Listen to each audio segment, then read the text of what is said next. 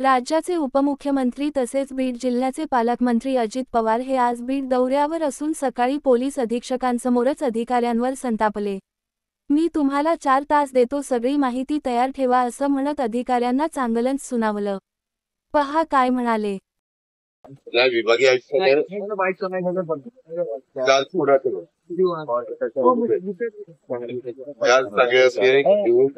माझे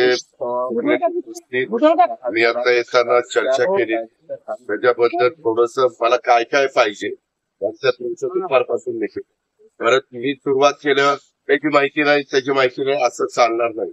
आता ते तुम्हाला सांगतील 8:30 वाजले, तुम्हाला 4 तास मिळतात. त्या 4 तासात माहिती मला पुढे मी मुद्दे दिले, विमानतळाचा दिलाय, रेल्वेची लाईन ते काय लढलंय तो दिलेला आहे, असे बरेच आम्ही मुद्दे काढलेले.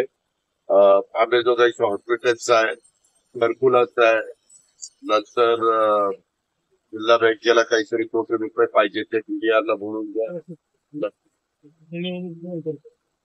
नाही ते जे काय आहे ते तुम्ही घ्या माहिती. Okay, thank you. जय हिंद.